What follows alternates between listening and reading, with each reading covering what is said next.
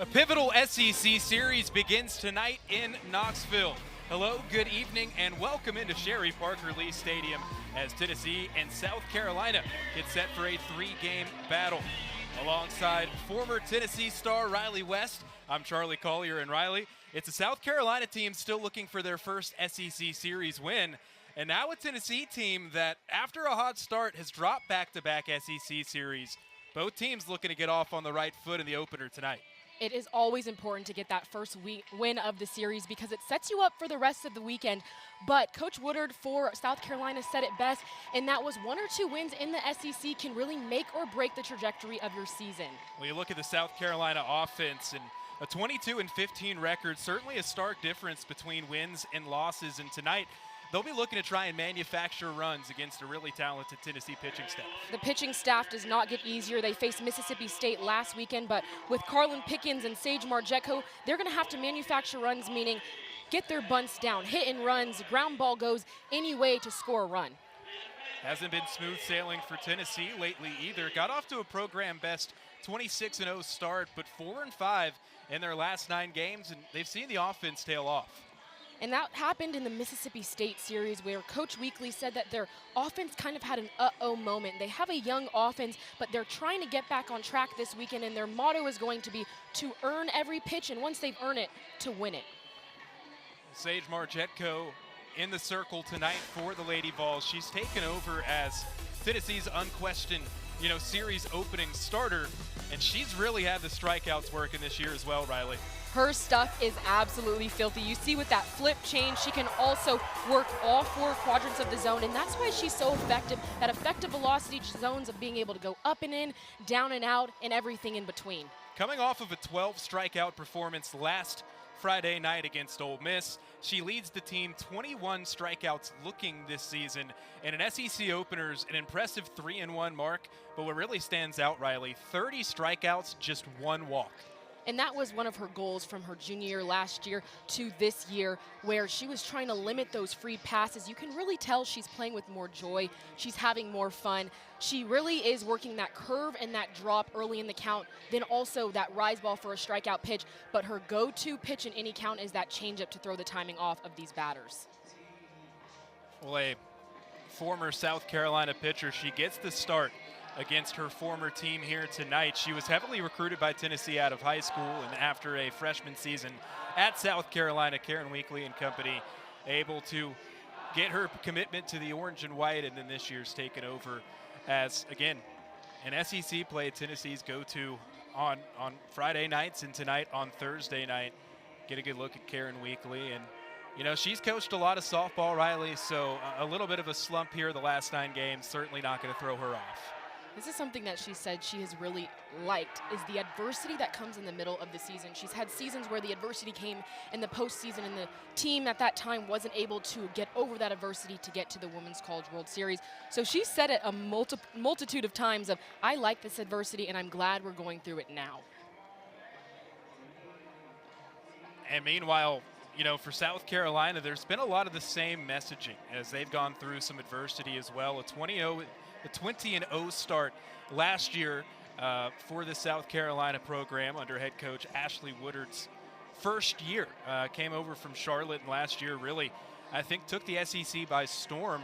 They were picked to finish last in the conference, ended up finishing over 500, hosted a regional and a super regional. And, now for Ashley Woodard, she's just continuing to preach, keeping the morale up and, the process, as a lot of great coaches do, process-driven, a big theme. It's always hard to come after a very successful season to have success again because you put so much pressure on yourself. But Coach Ashley Woodard, she has really taken this team by surprise again and really tried to instill that gratefulness, that togetherness as a team. And she says she has a lot of leaders that have taken control in being able to help lead her team and raise the standard.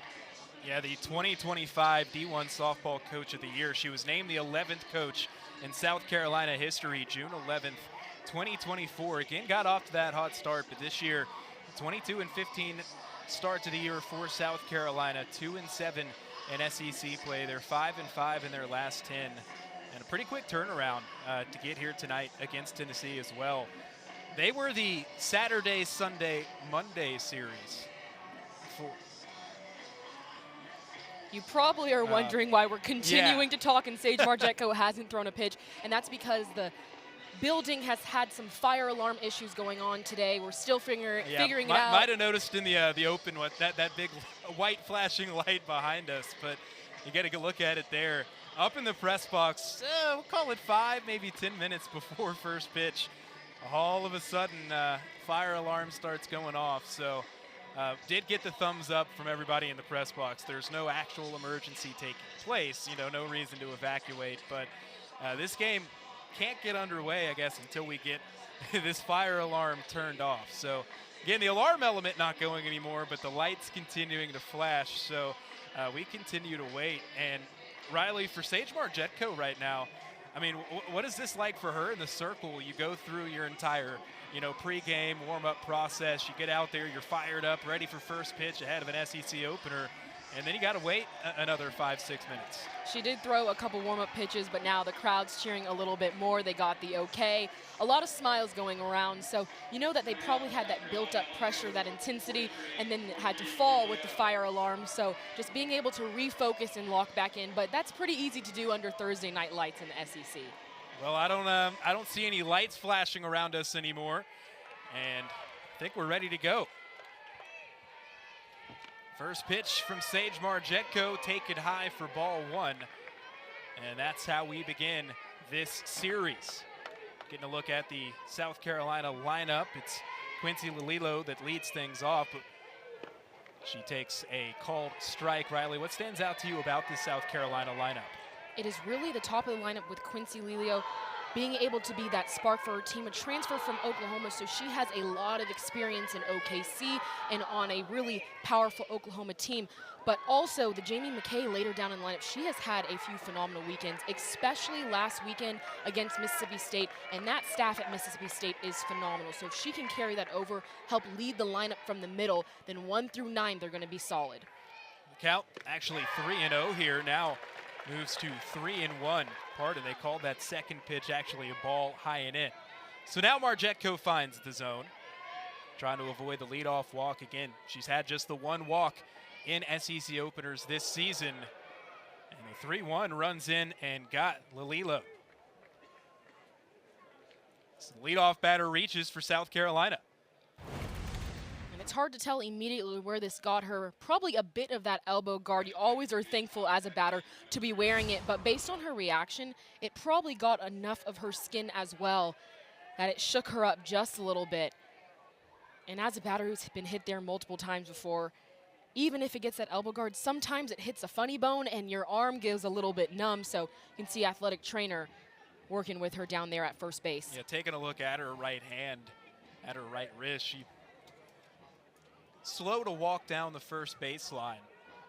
She's been a big part of this South Carolina offense. Has scored 30 runs this year. That's tied for the team lead. 43 hits this year. That's second on the South Carolina team. It's been an interesting, I mean, she's been a big part of it, but an interesting strategy, year 1 last year for Ashley Woodard. Just went and picked a couple of players that, out of the portal that maybe hadn't had their opportunities at some bigger programs, but had the talent. And Lililo, perhaps, the greatest example of that with what she's been able to do at the top of the order. Good to stay in the game. First pitch swinging, Carly Shelton fouls it off. And as a coach, I love that decision for going after players that were a part of teams like Oklahoma or other SEC teams. So they've been there and they've done that. It won't surprise them in these tough SEC matchups. 0-1 to Shelton. There's the changeup from Margetko. Missed for ball 1. Shelton this season hitting .376 for South Carolina.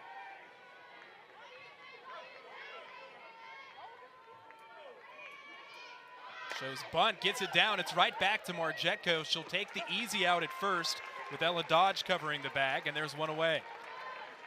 And this is where we talked about South Carolina trying to manufacture runs, getting Quincy Lililo over to second base. But I do think Sage Margetko, that bunt was hard enough to her. She could have had the lead runner at second base to prevent a runner from being in scoring position. So that's just heads up, but also her defense behind her needing to communicate and be loud. Runner in scoring position for South Carolina. as Tori Inslee looks at a first pitch ball from Margetco. Inslee, the junior from Franklin, North Carolina. .351 batting average in the 3-hole. Rolls over the 3-1. Clark getting the start at third tonight. Has to make a strong throw across and just beat the hustling Inslee. Well, Inslee staying on first here. She thought she was safe, and I think South Carolina might want to challenge this one. South Carolina is challenging the call at first base. That call is under video review. So an immediate challenge there, really no hesitation. The South Carolina coaching staff, they feel like Tori Inslee beat it down the line. And Charlie, I have to agree with them. To my bare eye, I thought that she was safe. Based on the speed and direction of that ball, Inslee hit off the end of her bat. Slow roller to Emma Clark. She didn't charge it very much, so it made it to be even closer. And get another look at it here. They're looking at it down at the SEC offices in Birmingham. Pretty bang, bang. I mean, that almost looks simultaneous. And what really matters is the initial call, which was out. It has to be undeniable evidence to be able to overturn something. So it looked like a tie, so it might be sticking with the original call of out. After video review, the call on the field has been changed. The runner is set. South Carolina will still have both of their challenges. Well, a successful challenge for the Gamecocks and an infield single for Tori Inslee. So South Carolina threatening in the top of the first after Lelio was hit by the pitch and bunted over to second. Now an infield single has runners on first and second. One down. Here comes Ariana Rohde.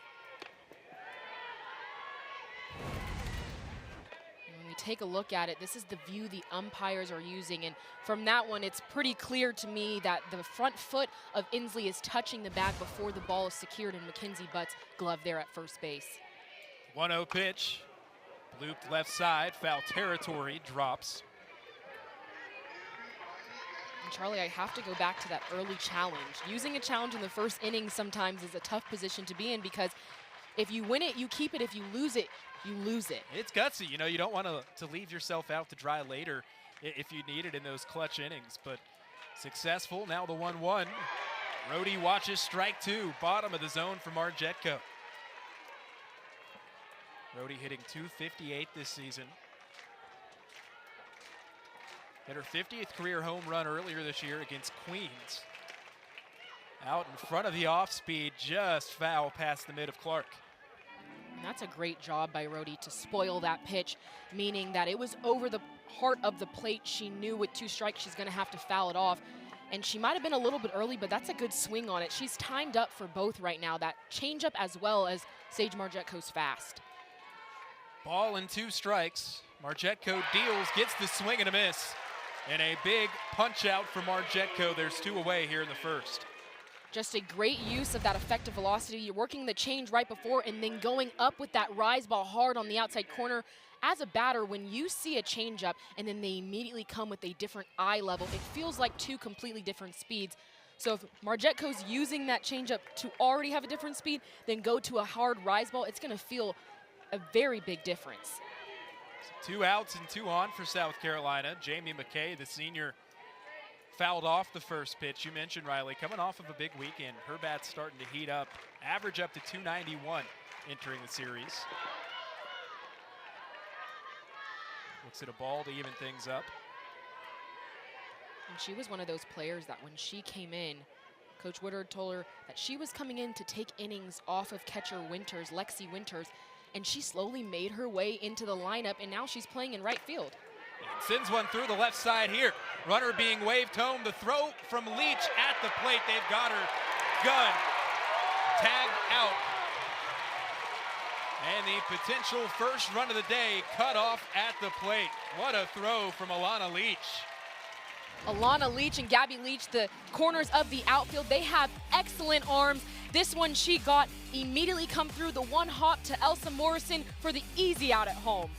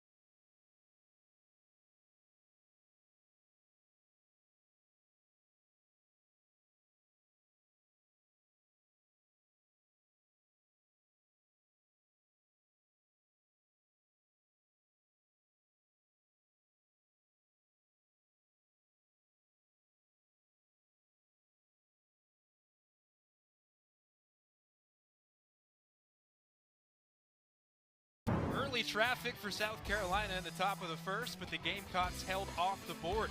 Now Tennessee gets a turn, and they'll see Neely Lamb in the circle tonight for South Carolina. Junior from Cades, South Carolina, a .353 average on the year. 36 strikeouts to go with 28 walks, Riley. And Neely Lamb has been one of those pitchers that they've really started to rely on. They stick with kind of the same three in rotation, but Lamb has really put in some great innings for South Carolina. She really works a lot on the horizontal line with that screw and the curveball, but then she goes up for the rise ball for a strikeout. Really has a bunch of pitches in her toolbox with the mid-60s. Well, the 0-1 hit into center field, but hangs up long enough as Tori Inslee able to make the running grab. So Sophia Knight, 1 up, 1 down for Tennessee.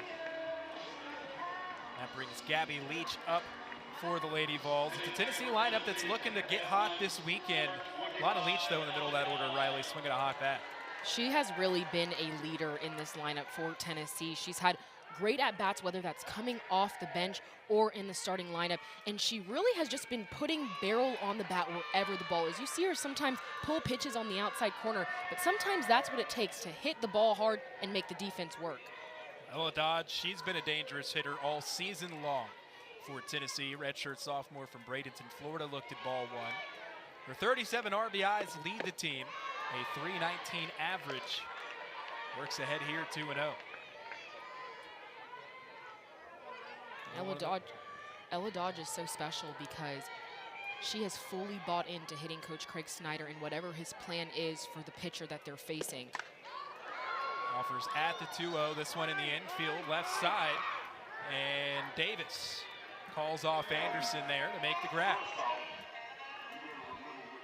And that's a really good out by Lamb, the pitcher. Working the ball, her rise ball up in the zone. And trusting that pitch when you're 2-0 against a great hitter like Ella Dodge, and being able to go up in the zone, get her to chase, that's a big out.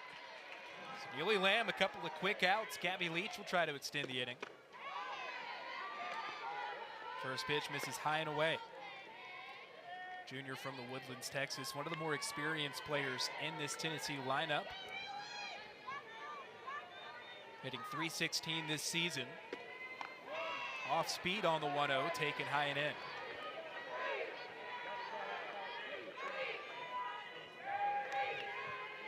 Gabby Leach, she's led Tennessee this year in runs scored. It's been a force at times in the SEC, pops up the 2-0.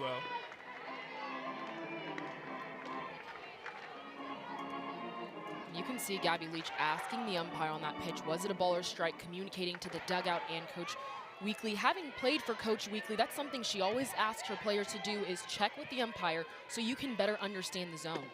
She's reached base in 5 straight games, fouls off the 2-1. So Neely Lamb looking for the quick inning.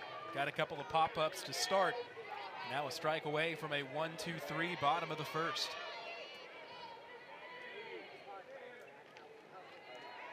Kicks and fires. Swing and a miss. Strikeout there is Lamb able to fool Leach. And a 1-2-3 bottom of the first. Lamb just pulling the string on this changeup, caught Leach out in front, but that's because she's working that rise ball so well early in the count.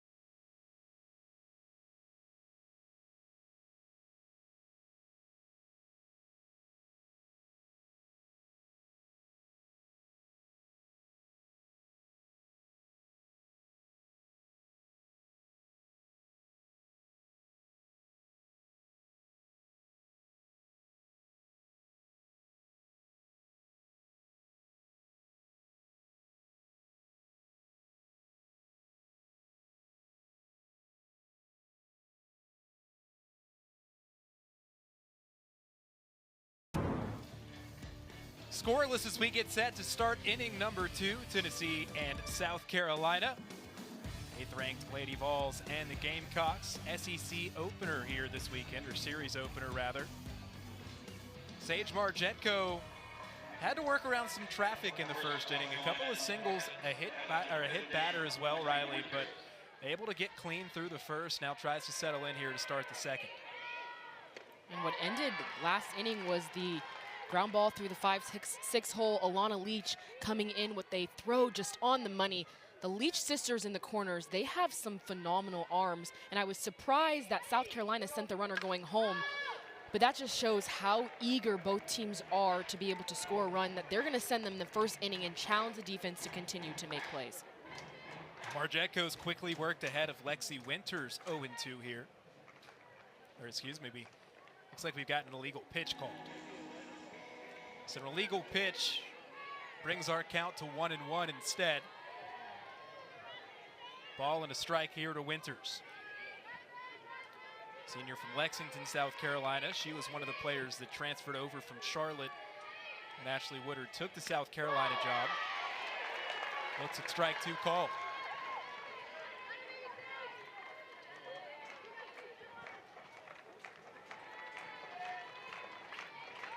Margetko looks in and deals. Couldn't get the chase on a pitch up and out. And so far through this game, Margetko has been more inside early, and then for that strikeout, she's trying to go to that rise on the outside corner. So I'm South Carolina. I'm going to look in early in the count. Hit the other way on the ground, down on it, but steps on the bag, and there's one down here in the second. And Margetko showed her that rise pitch before, that hard and out, then immediately goes to that flip change on more of the inside corner. So as a batter, that's as tough as it gets. The two different levels as well as speeds. And that's what you call effective velocity. Of changing the location makes the batter feel like it's a different speed, but then when you're able to add another aspect like Sage's with the different spins and that flip change, it makes it so hard. Well, Tate Davis swinging out in front of the first pitch, 0-1. And now a foul ball, quickly 0-2. Margetko looking for a quicker inning here in the second. Davis hitting .296 this season.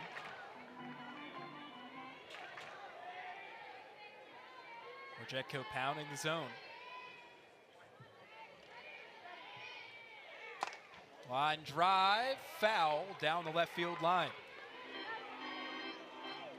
Last inning to start the game, it was a little bit chaotic. We had the fire alarm going off. Sage Margetko had to throw a few warm-up pitches waiting for the game to start, so it really does feel like this inning she has settled in much better, but that's because she's starting early in the count. Remember last inning she started with the hit by pitch to Quincy Lilio. Looking for the call on the outer half, tried to expand the zone there. Ball 1.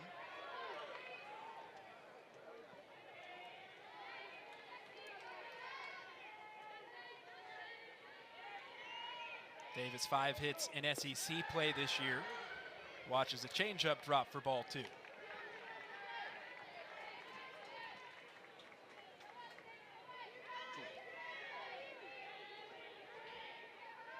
Long look down at the left wrist for Margetko, now back on the rubber. Swing and a miss, strike 3. Got her to chase up and away. Second strikeout of the night for Sage Margetko. And what a sequence from Sage Margetko. The changeup was in the dirt, but that just changed the timing of the batter, Davis. Then she goes back to that hard and fast rise ball in the outside corner. If I'm the South Carolina batters right now, I'm going to try and make an adjustment of seeing the ball down early in the count, and then when I get 2 strikes, especially, I'm going to tilt my head down. So if something comes up, I'm not even thinking twice about going for it.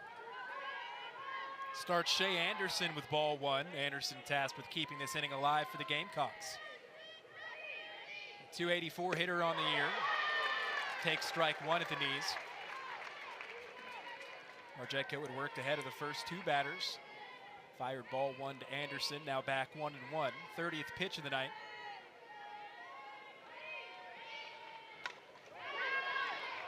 Fouled off by Anderson, now 1-2. And I really do like that early in the count, South Carolina is being aggressive with their swings. The tough part is when you're facing an elite pitcher like Sage Marjetko, if you don't hit it fair, you're setting yourself up in the pitcher's counts where she's able to go to her best pitches. The 1-2. Swing and a miss. Strike 3.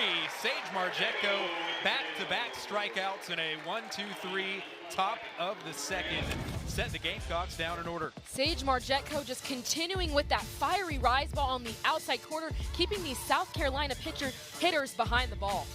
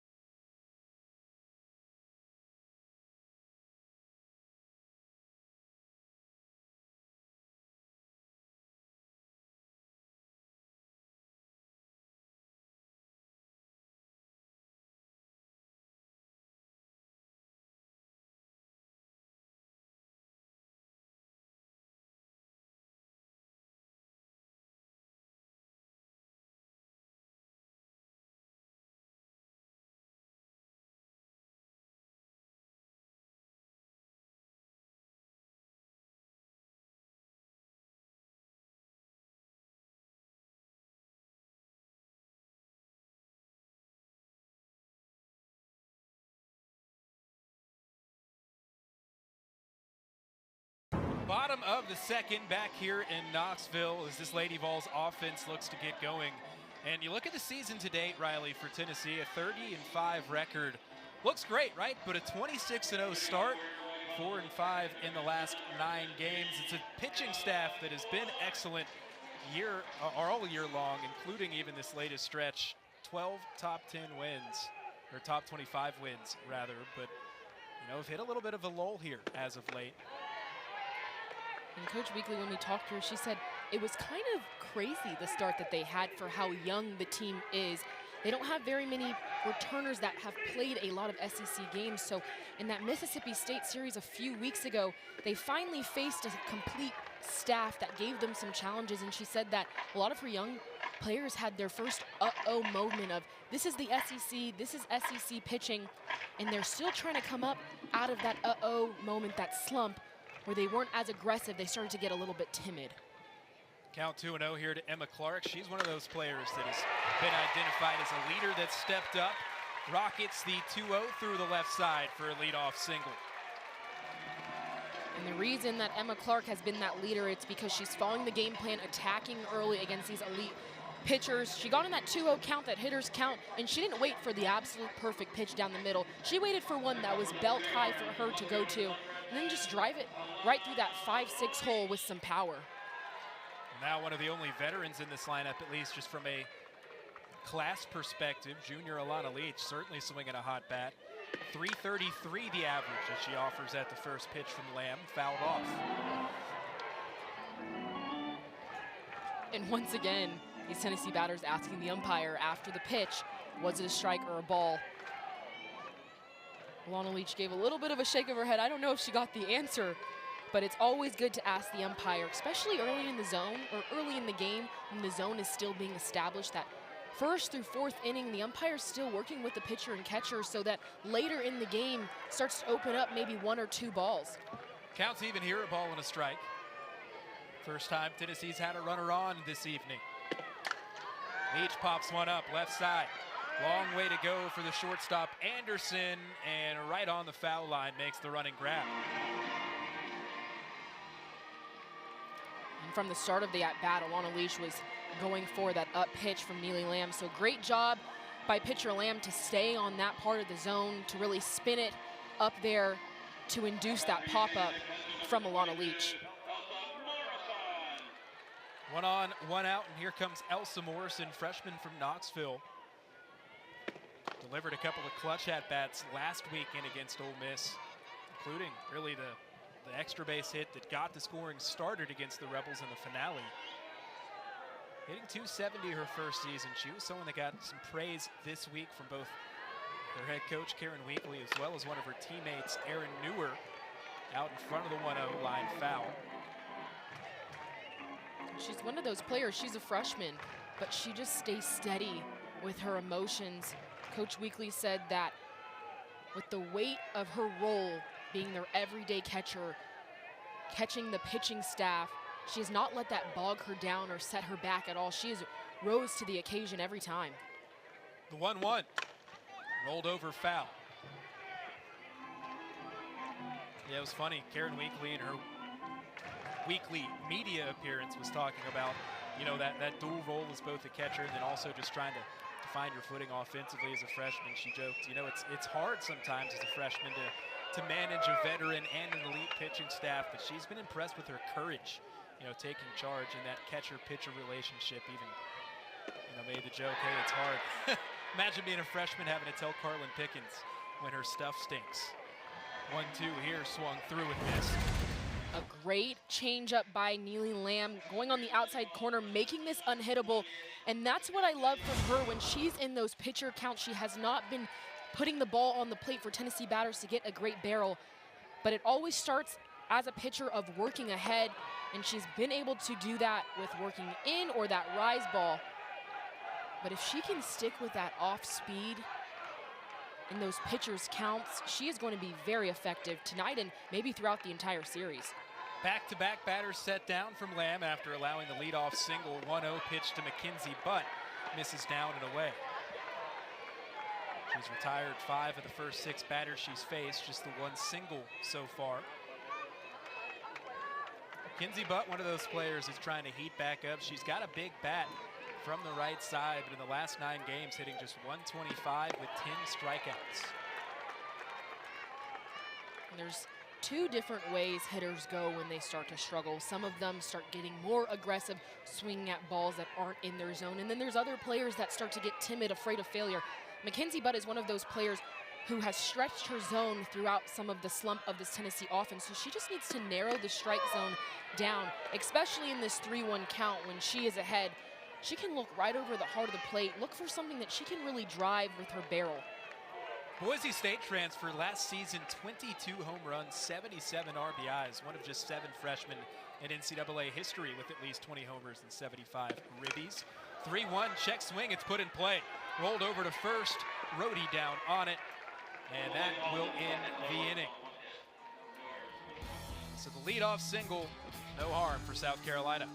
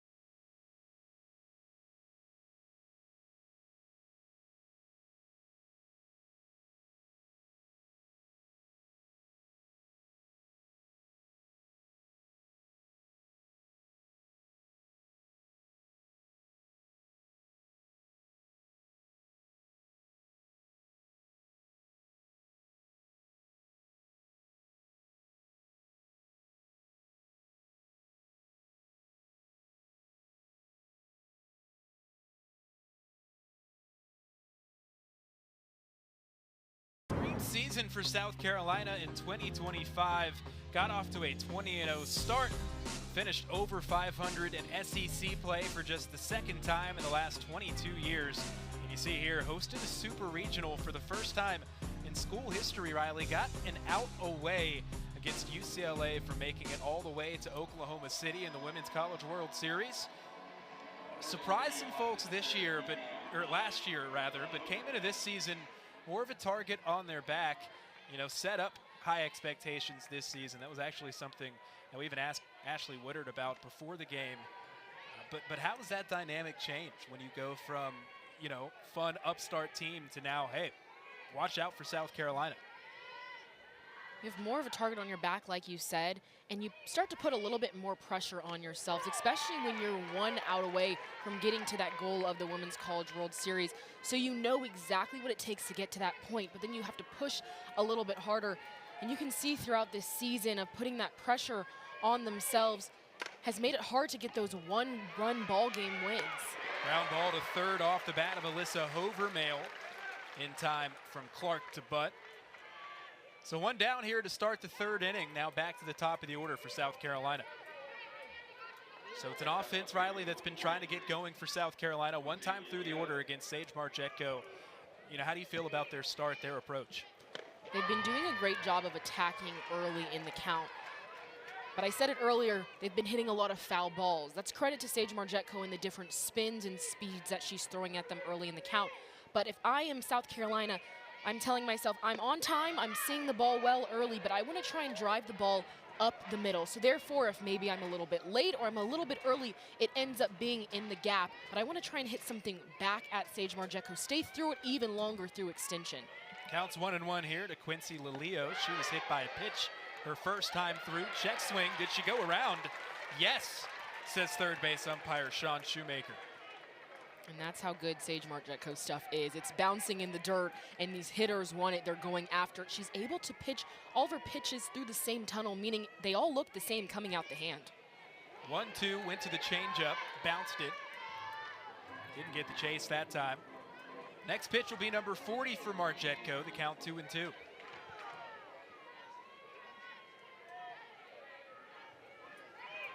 Back home.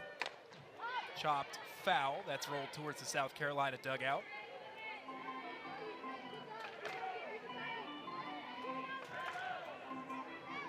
Leo now in her second year with South Carolina. Led the Gamecocks with a .359 average last year. Again, top average on the team entering tonight. 2-2. Fouled off. 2025 NFCA third-team all-region player. Spent her first 2 seasons at Oklahoma, 14 starts in 2 years with the Sooners. Again, she's found her home at the top of this South Carolina order. The 2-2. Inside. Ball 3. Gets a groan from the crowd here at Sherry Parker Lee. And that was a great pitch, but an even better take by Lelio, because Sage Marjetko has constantly been going in on her, and to be able to recognize that's another ball off is really hard to do. And the payoff pitch bounced ball 4. What an at-bat. Works it back from 1 and 2, draws the walk. She's on base for a second time tonight. That was a phenomenal at-bat by Lelio, seeing just about every single pitch from Marjetko. But what's even more important about that at-bat is she just passed along even more information to her team behind her. As a leadoff batter, that is always your goal, either to get on base, but if you don't see a ton of pitches. So now South Carolina knows just about everything that Marjetko's throwing, and even some of those sequences of starting in, then working that changeup down. Carly Shelton bunted a runner over to second her first time through, starts this count 0-1. Now a soft blooper here, right center field, it drops for a hit. Throw goes to second from Sophia Knight, but everybody's safe. Back-to-back base runners here for South Carolina. And it doesn't always take that extremely hard hit into the gap. Shelton just got a ball up that she was able to stay on through extension, punch it to the outfield. And if you're South Carolina, this is the position you want to be on. First and second batter on, with Inslee up to bat, your power hitter. Second time in 3 innings, South Carolina's put traffic on the base paths. They had runners on first and second in the first inning. Actually got a single from Jamie McKay, but Lelio was gunned at the plate on a throw from Alana Leach. Now runners first and second, and they count 1-0 here to Tori Inslee, who watches ball 2. So a very similar situation to that first inning when they weren't able to execute. Coach Ashley Woodard told us coming in that their goal was to manufacture runs. They know how elite the pitching staff of Tennessee is. So maybe you might see them bunt more, puts people in motion, create some havoc on the base pass, because you know those long balls don't come often against this staff. 3 straight balls to start with Tori Inslee. Close miss on the 2-0. And still early in the game, when the umpire hasn't given the pitcher that pitch, there's no reason to go for it, especially in a hitter's count. Even though it might be enticing, it's not that off speed from Margetco. Back over the plate on the 3-1. Inslee taking all the way. So Gamecocks team only 7 runs in their last 5 SEC games. So again, an offense they've been trying to jump start. And in good position now after the walk, loads the bases. Inslee heads down to first. Carly Shelton moves up to second. And Lalilo moves to third. And we talked about this coming in, that Sage Margetco had 1 walk in her previous games where she was starting on those Friday nights, but 30 strikeouts. Now she already has a hit by pitch and 2 walks. Struggling a little bit to find the zone, but that happens when a pitcher tries to be a little bit too perfect. Sage Margetco's stuff is filthy, like we talked about in the opening. She just has to trust it, and even if the umpire's squeezing her a little bit, just working it maybe half a ball, 1 ball in, but still on the corners. Came into the night 87 strikeouts to go with 16 walks on the year, and you know, that was something that Karen Winkley was asked about this week, this improved strikeout to walk ratio, and said with Sage it's been about a mindset shift for her. Calder actually referred to her as one of your former teammates, Peyton Gottschall. Called her Peyton Gottschall-esque as she bounces the first pitch here to Ariana Rhodey. Get back to that thought here in just a moment. But bases loaded for South Carolina. 1 out, a chance for the Gamecocks to strike first. With one of their best power hitters at the plate. A big cut on the 1-0. And that ball had some good wiggle on it by Margetco. From our angle and from yours at home, it looks like it's right over the heart of the plate, but Sage Margetco was able to have such a high spin rate, really moving that ball in the outside corner. Back to the outer corner again, up in the zone, missed for ball 2. Nowhere to put Rhodey here for Margetco.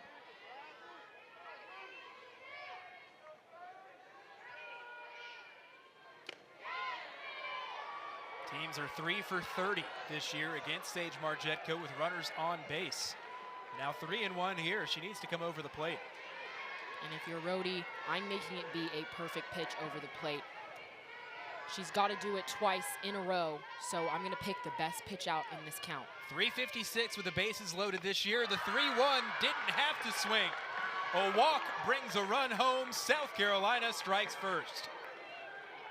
And just a very mature bat by Rhodey. This pitch is pretty borderline on the outside corner, but looks to be just a little bit up, something that Sage Margetco has not got a lot in this game thus far.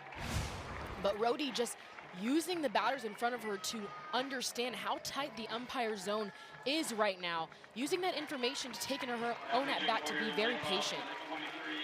Third walk of the night, and that brings a pitching change for the Lady Vols.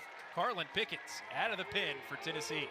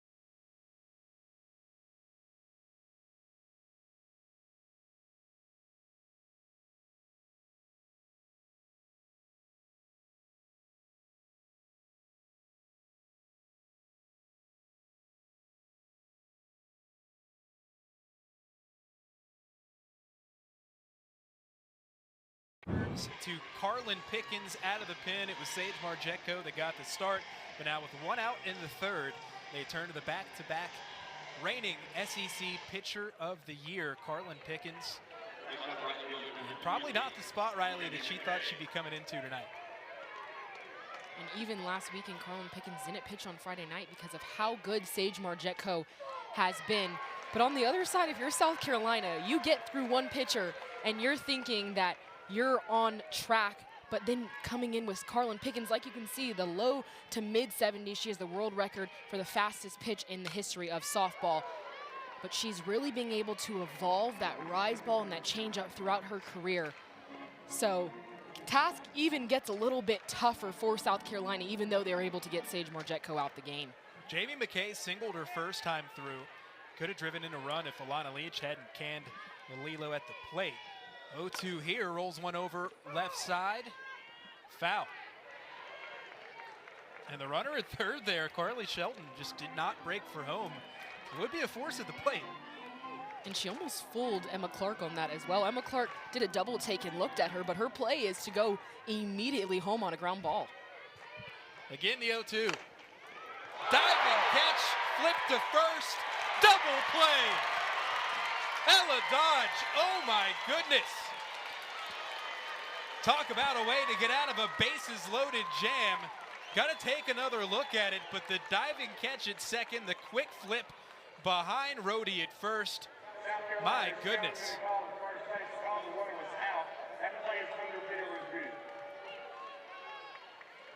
This play was amazing from Ella Dodge on the right side for more than one reason. Always laying out to help your pitcher out. But if this ball gets through, that's one, maybe two runs. What they're looking at is to see if the throw, or the toss, I should say, beat the runner back to first base. Once again, to my bare eye without the replay, I didn't think that this toss did beat her, but the all-out effort from Ella Dodge. This starts with her being prepared, meaning when the pitch is coming, she's getting into her ready position. So as soon as her feet land on the ground, she's able to make a play. And yep, call on the field changed after the review. And again, I'm no rocket scientist, but it looked like on the replay what we saw, it was pretty clear that that call was going to get changed. It was still an excellent play from Ella Dodge, but the base is still loaded. Now 2 outs for South Carolina. Lexi Winters up to bat. She grounded out to first her first time through as Pickens calls time. And just going back to Jamie McKay in that previous at-bat with that line drive, she came into this series as our player to highlight because of the at-bat she was having, but to be the first batter against Pickens and to be on time with an outside pitch and drive it that way. And Charlie, we haven't even got to the part where South Carolina had 1 day, 1.5 days of practice coming into this series against this Tennessee pitching staff. Yeah, quick turnaround for South Carolina, but they are locked in. The pitch from Pickens to the backstop. It rolls quickly back to Morrison. Runner holds at third. Again, they had that the Saturday, Sunday, Monday series down in Starkville. So, I mean, they hop on a jet, fly back to Columbia Monday night, off day Tuesday. Got some work in Wednesday back in Columbia as the 1-1 misses outside. But a couple of hours worth of just offensive preparation. And then, you know, practice when they landed here. Wednesday hit this morning. It's been a rush the last couple of days for South Carolina. 2-1 popped up. Backs Dodge up towards the grass, and she's there to squeeze it. So Carlin Pickens comes out of the pin and gets out of the bases loaded jam. 1 run for South Carolina in the third.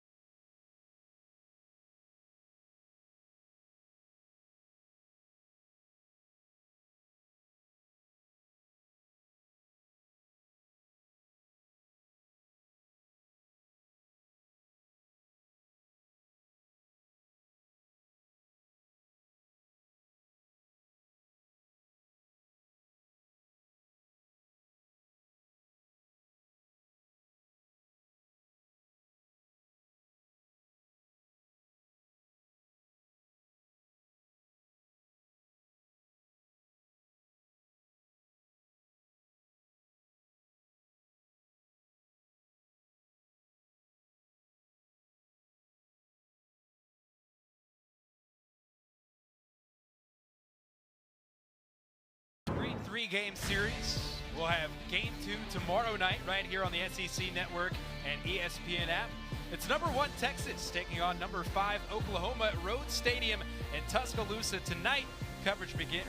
Tomorrow night, coverage begins at 8:30 Eastern, 7:30 Central. Riley, a lot of big-time series in the SEC this weekend, but I think a lot of eyes going to be in Tuscaloosa.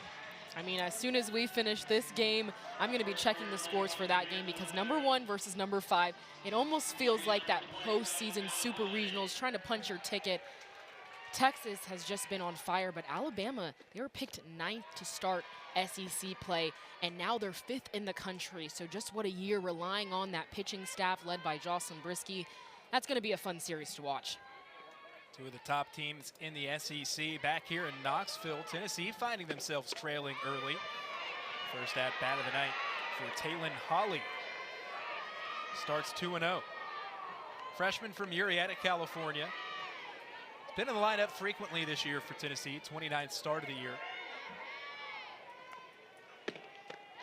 Big cut there, can't catch up. For Tennessee this year, 22-1 when they've scored first, 8-4 when their opponent has scored first. South Carolina jumping out to the early lead. As the 2-1 to Holly finds the zone. And that record kind of just shows you that when they're scored first against, they need to have a little bit more fight in them coming back.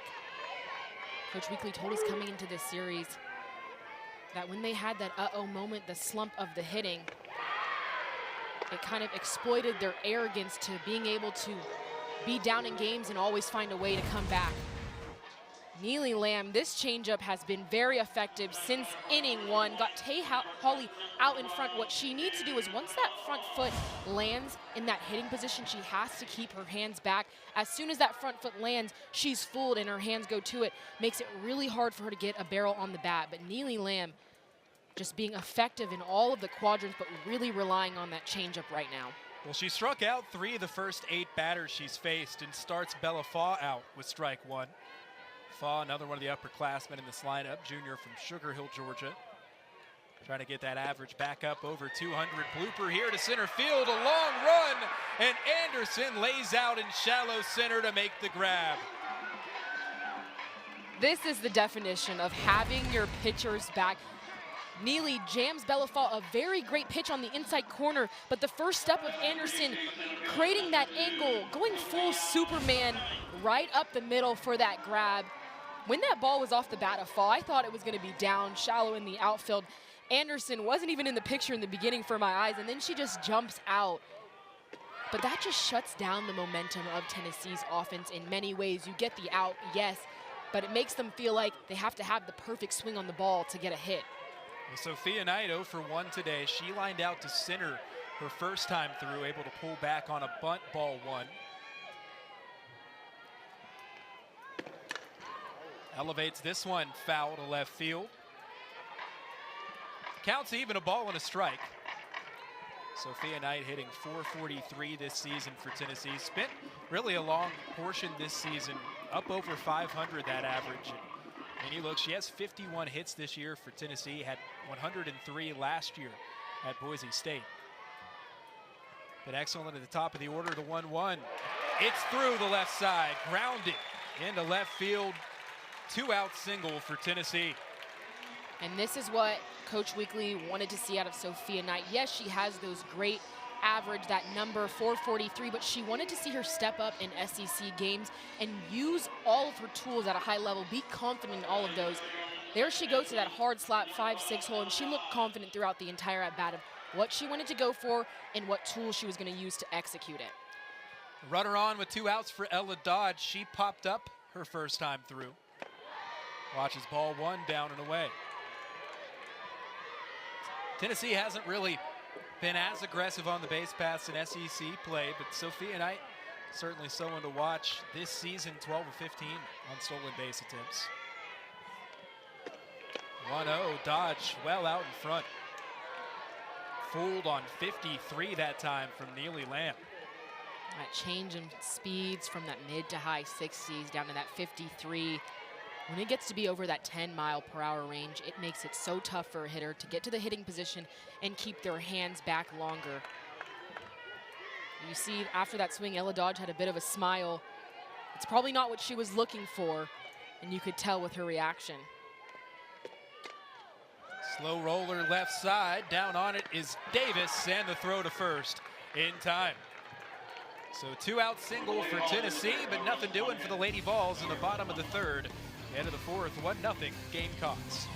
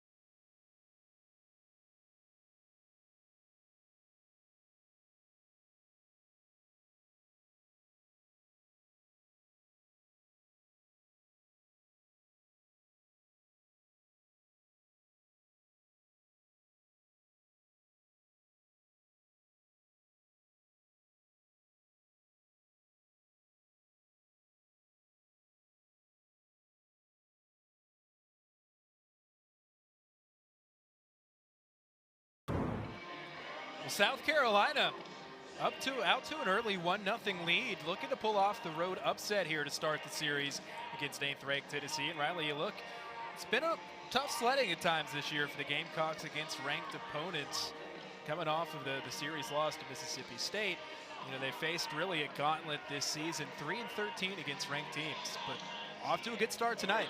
They are, and we talked about it in the opening, and we talked to Coach Woodard before the game of 1 or 2 wins can really change the trajectory for your team. So this win would mean a lot to them. As players, sometimes you don't talk about your record against ranked opponents, but it's always something in the back of your head of how do I play when I'm playing against the best of the best, the top of the competition. So I bet these South Carolina players, they know that they haven't had many wins, and this would mean a lot to them tonight if they could put something together, play good defense, and get the win. 2 quick strikes from Carlin Pickens to Tate Davis to start this 4th inning. Pickens came in out of the pen in the 3rd with the bases loaded and got 2 quick outs to escape the jam, and now a 3-pitch strikeout sets down Tate Davis. And Tate Davis was just a little bit out in front of this, but Carlin Pickens with the 70+, then able to work her changeup in the low 60s. It is so difficult to be able to pick and choose what pitch to go for, but that changeup is something that Carlin Pickens has been the last pitch that she's kind of struggled to get back after she was out for 10 days with an injury. She struggled to have it last weekend against Ole Miss and also coming back in that Florida series. But if she has it and she's on, she is obviously one of the best pitchers in the entire country. The 0-1 popped up, but keeps drifting, and that lands up near us in the press box. And yeah, for Carlin Pickens, I mean, we were talking about it before the game. It was impressive without that changeup working, how effective she was still able to be. I mean, gosh, her first time back against Mississippi State, she was throwing it halfway up the net and still got the complete game victory. But, I mean, she hits that All-American level of dominance when she has everything working. And, man, first, now 4 batters she's seen here, 1 and 2 on Shea Anderson. She's looking sharp tonight. 1-2 swung on and missed. Back-to-back strikeouts for Pickens. There's 2 down here in the 4th. And on this one against Anderson, she just goes to her bread and butter, which is that hard fastball 70+ on the inside corner. Because it's on the inside, it feels even faster than 70. So probably reaching around 80 miles per hour to your eye. But she set that up so well with that changeup that's in the low 60s. Alyssa Hovermail first pitch swinging, gives this one a right out to right, back to the wall. Gabby Leach makes the running grab. A loud out number 3, but Pickett sets the Gamecocks down in order.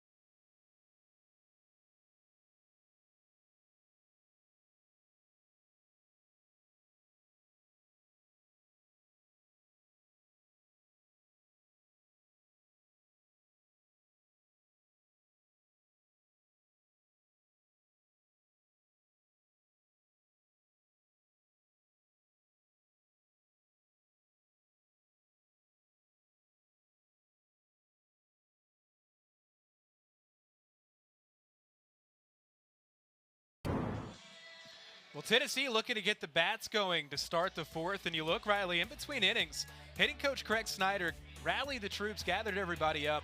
What's this conversation like for a team like Tennessee here?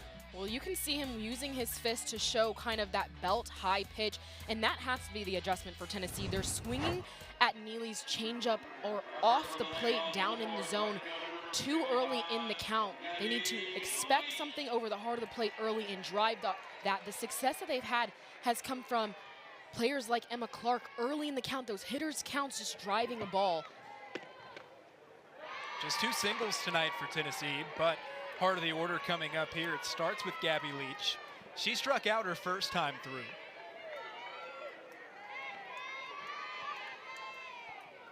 Neely Lamb has been fantastic tonight. 3 strikeouts to go with her strong start. Back-to-back balls here to Gabby Leach. And this is exactly when these Tennessee hitters have to look over the heart of the plate. They can't stretch the zone. Make Neely Lamb come to you with the pitch that you want. 2-0 changeup. Able to drop it in for a strike. And when you're Neely Lamb and you know you got behind in the count, but you can throw that changeup, that is so effective because you can crawl your way back in using pitches that the Tennessee batters are probably going to let go. Now a swinging strike 2. Changeup perhaps sets up that swing and miss there. Counts back even. Gabby Leach has been one of those players, highs and lows throughout SEC play. Just .216 the average in conference play. She's also had some of the biggest hits of SEC play. The walk-off home run against LSU. She had the 2-run homer against Florida to pull it back within 1. You know, she's driven in 8 runs. That leads the team in terms of SEC RBIs. But just looking for more night-to-night consistency. A lot of players in this lineup are. And swings through the payoff pitch from Lamb. Again, caught her out in front. Continues to roll through this Tennessee lineup. That's 4 strikeouts. Neely Lamb did not change anything on the 3 strikes that she threw Gabby Leach. Just all changeups, more down in the zone on the outside corner, that borderline pitch to get for a strike. She got into a hitter's count 2-0 to start and slowly crawled her way back by using that changeup. That is having the ultimate trust in that pitch that is so hard for a lot of pitchers to execute in every single count. But for Gabby Leach on the other side, there's got to be an adjustment made of maybe I start to sit the changeup until I can time up both pitches. Emma Clark has 1 of 2 hits tonight for Tennessee. She's 1 for 1. Watches the 1-0 miss low. And for Neely Lamb in SEC play, coming into the night, she had 12 walks and 11 strikeouts. But tonight, I mean, she has really pounded the zone. This is a Tennessee lineup that is yet to earn a free pass. And again, 4 strikeouts for her. I mean, just really impressive the way that she's come out and set the tone, Riley. She has been really impressive. Earlier in the game, she was working more ahead of the count. These previous 2 batters, she's gone to that 2-0 count. But if I'm her and I have the changeup working for me, I have all the confidence in the world right now that whatever count I'm in, I'm able to either get these Tennessee batters to swing out in front or even maybe get a ball off the end of the bat. 2-0 here after the conversation with Winters and Lamb. Back to Clark, and a drive to center field. She got all of it. Quickly out of here, home run ties it. Solo shot, Emma Clark. Home run number 6 on the season. Got out of here in a hurry.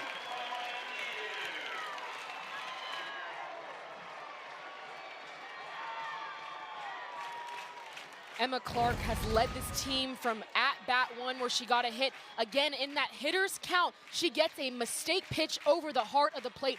Immediately off the bat, we could tell it was out of here.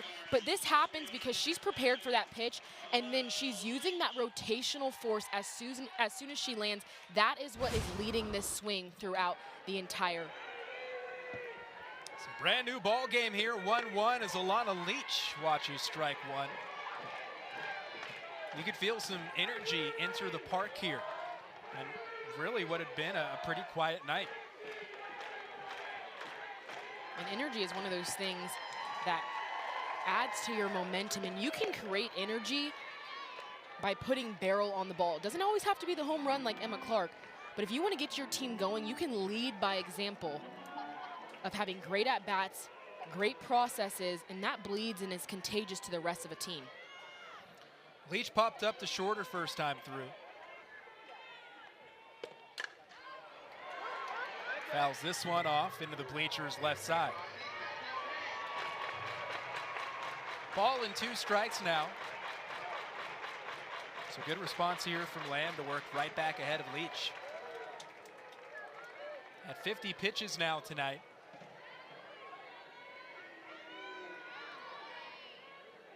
The 1-2 delivery. Popped up, that gets out of play. Another foul ball, keeps it here at a ball and 2 strikes to Leach.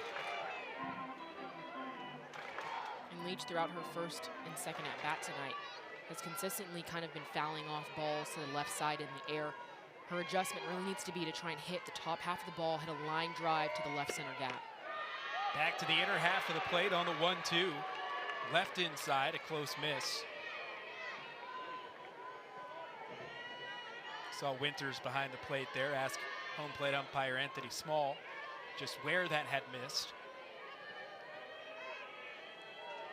Now the 2-2. Driven right field. Leach got a piece of it and gone. Back-to-back jacks gives Tennessee the lead. Emma Clark left the yard, and now for Alana Leach, home run number 6, and it's 2-1 Lady Vols. Emma Clark, Alana Leach, even last weekend to this weekend, they've had some of the best at-bats for this Tennessee lineup. Alana Leach battled and battled, spoiled those pitches on the outside corner. Then once again, a mistake pitch left over the heart of the plate. She doesn't let go, even maybe a little bit on the outside corner. But because she used that rotational force that you can see, that Nike stripe starting at the camera and then pointing to the pitcher, that is real power right there. And that's how you're able to drive the ball out the park. Well, Leach hit her first career home run this year. And it's been really a power surge for her since. And you mentioned, Riley, Alana Leach, Emma Clark as the 2 players that last weekend were putting together some of the best swings. And I mean, when you look at the SEC-only stats for Tennessee, those are the same 2 names that you see at the top. And really a lot of different statistical categories, including batting average. And even, you know, you go a step further and you look at the quote-unquote slump that Tennessee's been in the last 9 games, that 4-5 record. And, well, Leach and Clark, number 1 and number 3 in terms of batting average. So, you know, those 2 have really helped this Tennessee lineup, and now back-to-back really turned this game on its head. And as a pitcher, Neely Lamb, you're not always going to be perfect. You might give up a home run here or there, but the most important part is the very next out. So yes, the back-to-back home runs, but this is what shows your fight as a pitcher, is how do you respond after you've had 2 mistake pitches. You go right at this next batter and you nail the corners of the zone. What was the conversation like there with pitching coach Zach Parsons and Neely Lamb? It's probably shake it. The home runs are past us. And like I said, you just go after this next at batter and you attack. You don't let up. You don't let the moment get too big. Back-to-back home runs. Now Elsa Morrison steps to the plate, gives this one a ride to left center field. Back to the wall, and Inslee has room to make the grab. Wow, Elsa Morrison about a foot away from back-to-back-to-back. Instead, a long second out. There's 2 down in the 4th. And Charlie, I don't know about you, but it really does feel like the momentum has shifted and this Tennessee lineup has woken up. All of these swings early in the count have been powerful. You saw them in the previous few games be a little bit timid early in the count, not putting their best swing on the ball. And it really seems like the message before this inning that Coach Craig Snyder showed of using that fist to show that belt-high ball has really sunk into these Tennessee batters' minds. Yeah, whatever Craig Snyder said in between innings, maybe need to put that one in the back pocket and save it for later this season as well. 1-0 to Mackenzie Butts down at the feet. So for Lamb, she was cruising right along. Got a couple of home runs, the long fly out. 2 outs here in the 4th. I think just trying to get back to the dugout and reset here. Really powerful bat in Mackenzie Butt, the 2-0 taken for a strike. And both those home runs happened after she was down 2-0 in the count, so she was forced to bring a strike over the plate. when Neely Lamb was working ahead, she was grooving. It didn't seem like Tennessee was going to be able to get a barrel on the bat. But it just shows you how quick things can change in the SEC. If you have a mistake pitch, these batters can punish it at this level. Foul ball brings us to 2-2. South Carolina struck first in the third. Tennessee scored the last two, back-to-back home runs this inning. Now the 2-2 here for Mackenzie Butt. Lamb home. Outside, count runs full.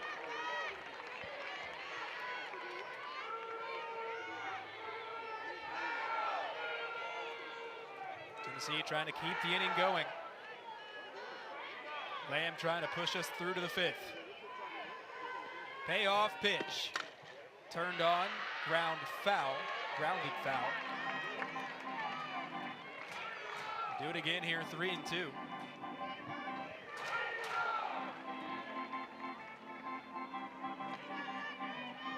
Mackenzie Butt's had a good opportunity here to see the full arsenal from Neely Lamb.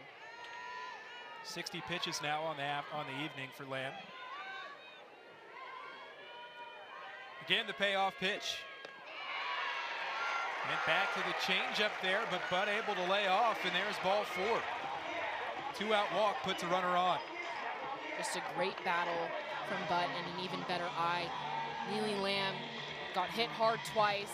Her misses have been a little bit wider this inning, and that happens when you're trying to be a little bit too perfect, when you've given up those mistake pitches.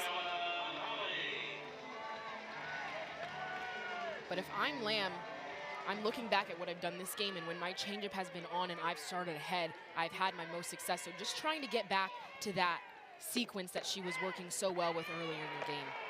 Well, Lamb struck out Taylon Holly to start the third inning. Holly back up here with 2 down and a runner on. Watches a first pitch, ball 1.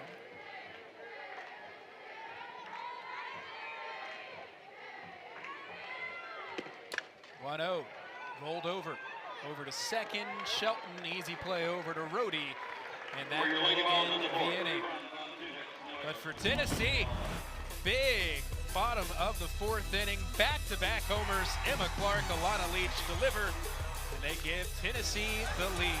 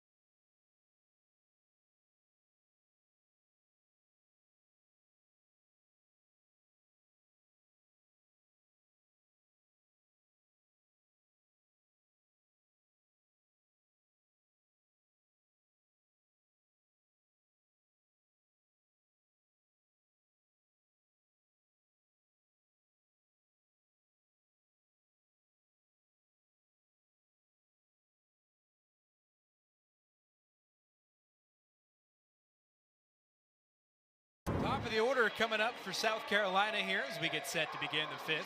Alongside Riley West, Charlie Collier here with you in the booth. And we got a new ball game here starting the 5th. Tennessee, a couple of homers in the bottom of the 4th. And now the momentum is turned to the side of the Lady Vols. And Riley, top of the order coming up, an opportunity for South Carolina. You know, what are you thinking in the Gamecocks dugout with Pickens rolling in the circle and then, you know, Tennessee now in front on the scoreboard? You have to understand that Carlin Pickens is working early and ahead in the count, but she's been doing that with her changeup and then that 70+ mile-per-hour pitch. So if I'm South Carolina, I'm picking a pitch when I step in the box, meaning I'm either going for the change or I'm going for the fastball early in the count. because it's hard for me to time up both pitches throughout the entire at-bat. Quincy Lililo has walked twice tonight, or excuse me, been on twice tonight, was hit by a pitch in the first, walked and scored the lone run for South Carolina in the third, swings through the first pitch from Pickens. Carlin came in out of the pen. She set down the first 5 batters she's faced, including 2 strikeouts. She's got it working here, 76 across home plate. She works it to 0-2 against Lililo.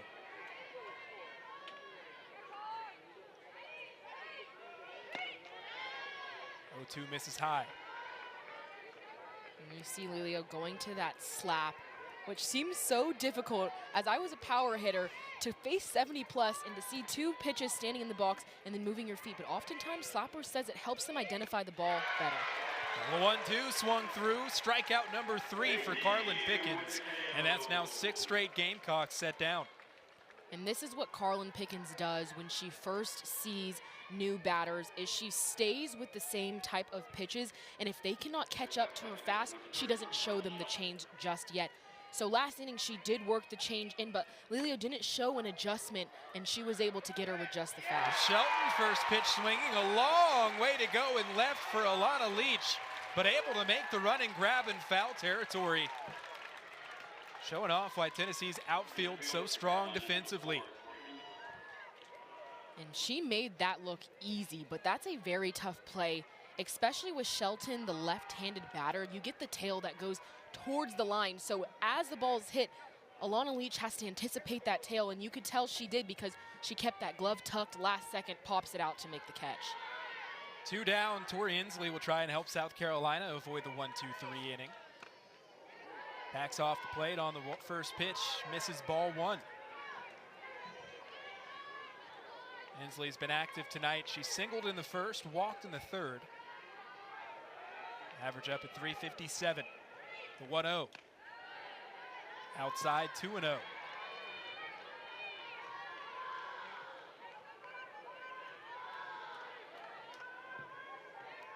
Righties this season have hit under 100 against Carlin Pickens. A lot of righties in the South Carolina lineup.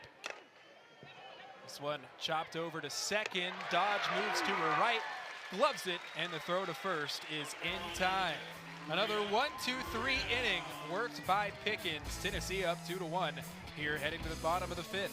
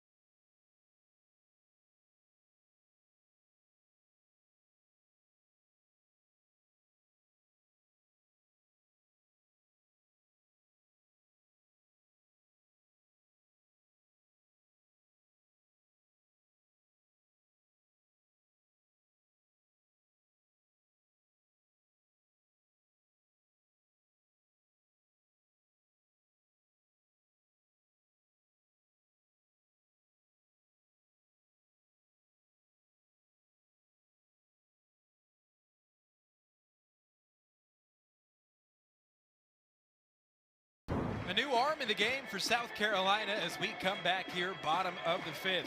Sonili Lamb goes 4 innings, and now Josie Marin, the senior from Grimes, Iowa, in relief. This is a great decision by that South Carolina staff to make that pitching change, make Tennessee have to consistently make adjustments moving forward. Josie Marin is going to be a vertical pitcher, meaning she really works that drop in that rise. She's going to be the low to mid 60s and a lot more spinny.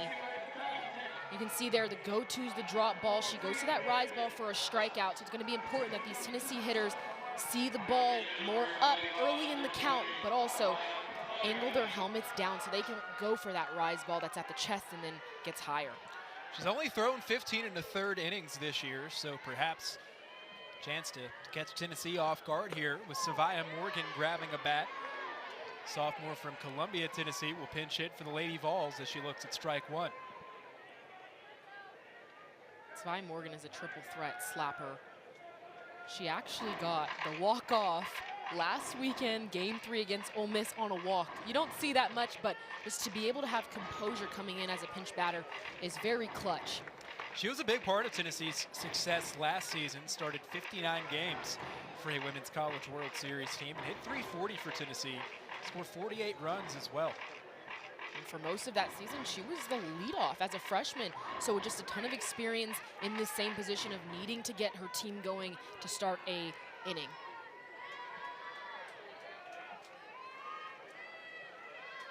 The 0-1 from Marin, misses high.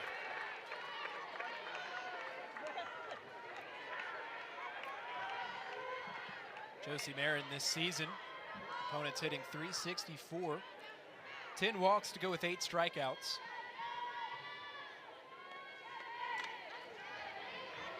Morgan slaps this one foul. Third appearance in SEC play for Marin, and she's been better in conference play at 2.10 ERA and 3 1/3 innings. She's worked ahead of Savia Morgan here, 1-2.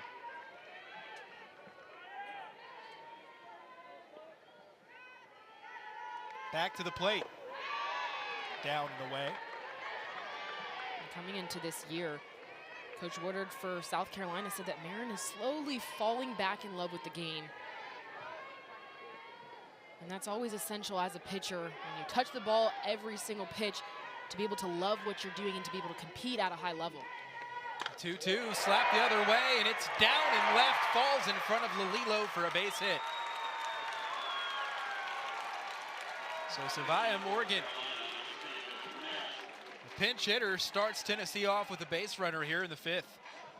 We talked about it, Savia Morgan, a lot of experience as the leadoff last year.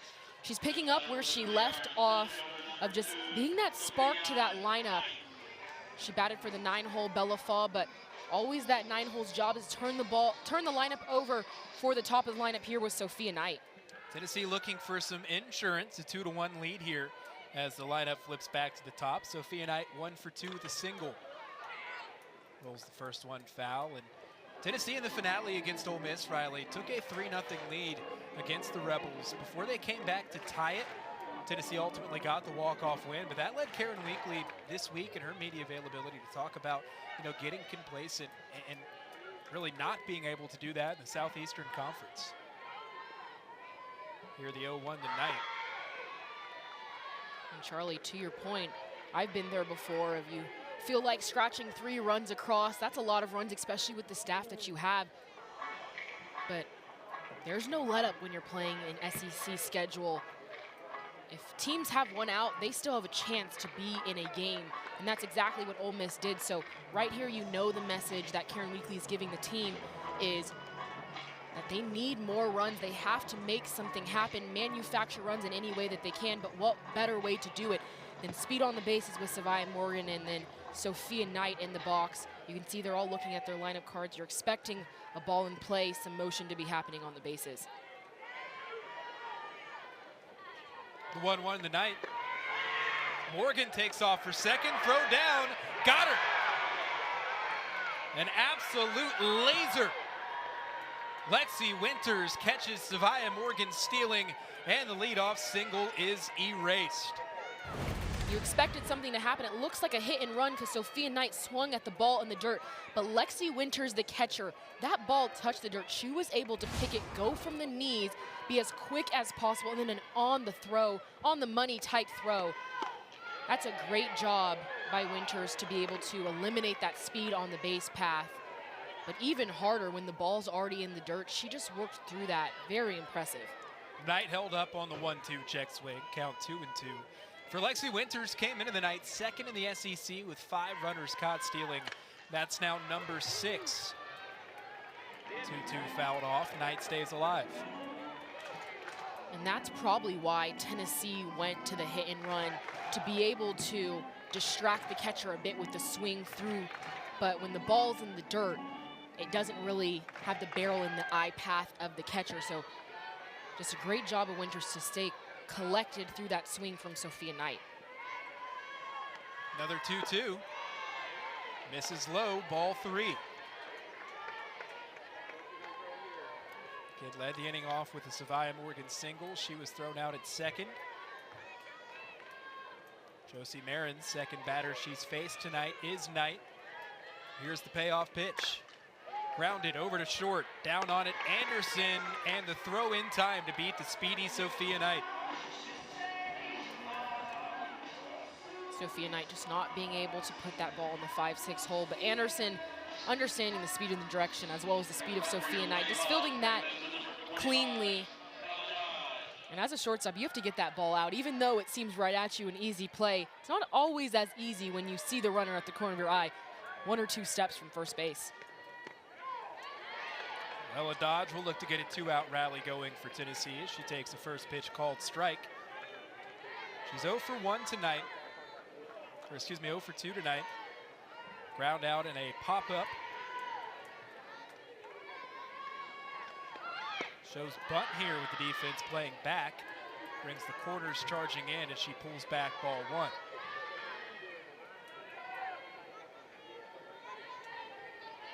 Ella Dodge at one point this season had a 39-game reach base streak. That went all the way back to last year.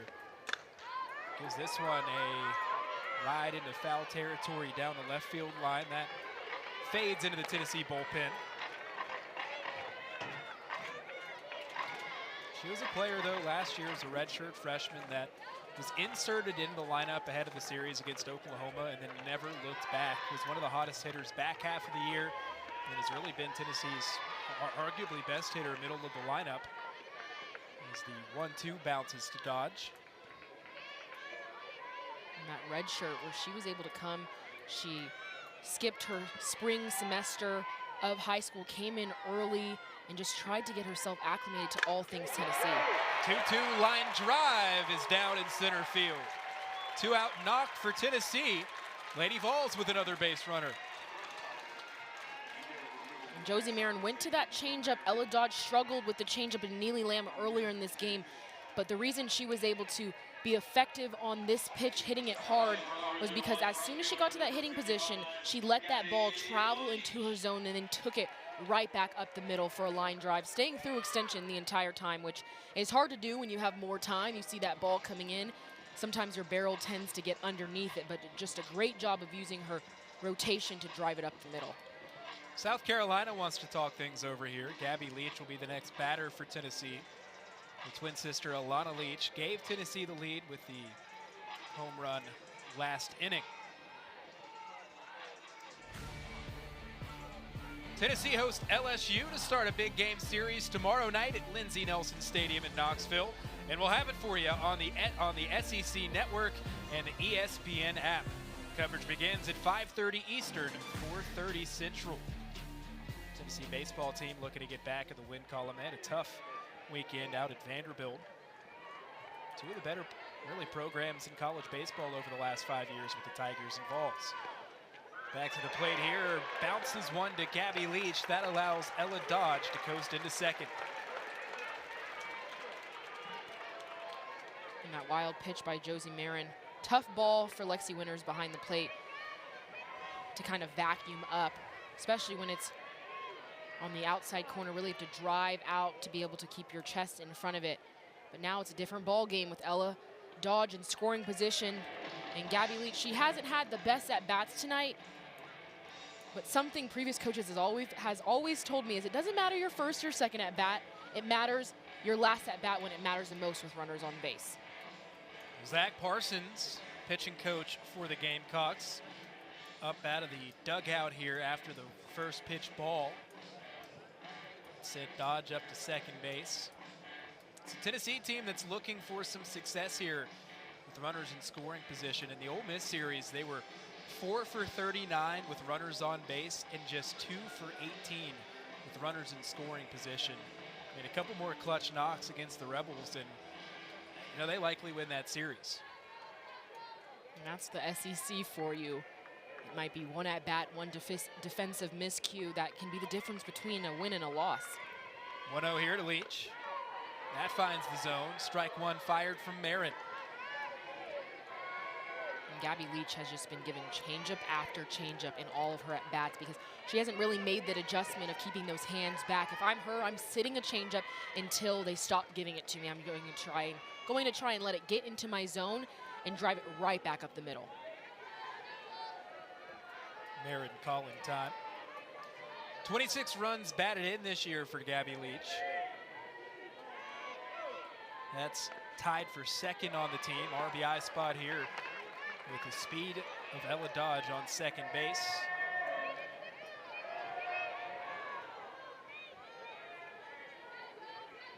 Count now 2-1.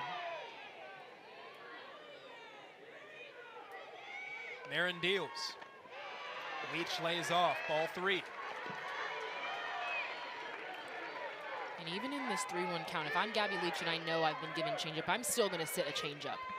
It has to be over the heart of the plate, belt high, yes, but I'm not going to get myself into that 2-strike count again to have to fight off both speeds. Here's the 3-1 from Marin. Leach, big cut, swings through it, strike 2. Good pitch from Josie Marin.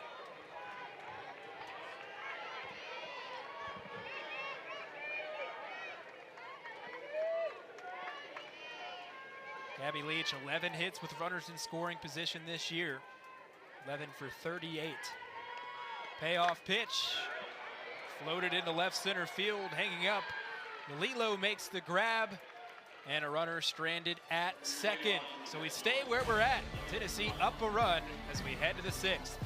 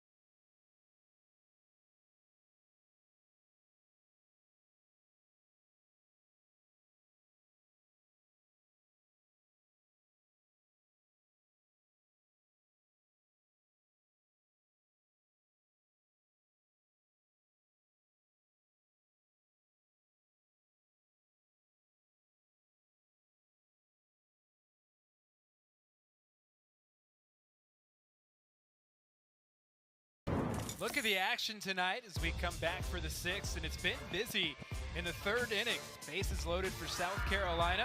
Sage Marjetko walking home a run. It gave the Gamecocks the early lead. But then Riley, Tennessee offense bounced back in a major way in the 4th. Before Tennessee had these back-to-back home runs, Coach Craig Snyder was motioning belt high, and that's exactly what Tennessee did. They got that mistake pitch belt high and just drove them in, all the shimmies in the world. But definitely something that I know Coach Weekly is telling them, they can't stay complacent with just a 2-run lead. They have to play great defense in the top of this inning and then score runs in the bottom half. Well, a lead for Tennessee, it's 2-1. And Carlin Pickens has been rolling, so a good spot if you're the Lady Vols. And if you're South Carolina, as Ariana Rohde takes ball 1 away. You know, we talked before the game with Coach Woodard about, you know, just being steadfast in their process and specifically for their hitters, just simplifying the process. But maybe a little easier said than done when you've got 6 outs to play with and an All-American in the circle. It is extremely tough, but they have to try and simplify it, because if you think too much against 70+ miles per hour and Carlin Pickens, by the time you're done with your thought, the ball is past you.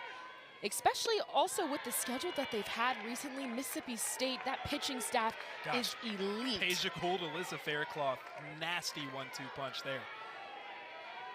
When you're coming off that weekend, you're facing another trio of stellar pitchers. You got to keep it simple, especially in your preparation.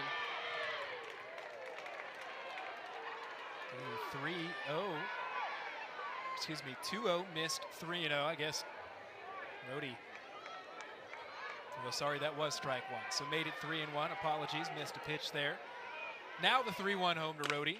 Line drive right to Ella Dodge at second. Glove for the first out. And Ella Dodge has just been busy on that right side. Kudos to these South Carolina hitters for getting that outside pitch 70 miles per hour and driving it that way. If you try and pull it, you're not going to have very much success. You have to go with it. If I'm South Carolina, I'm proud of those at-bats, and you just have to keep stacking those at-bats because it will fall eventually.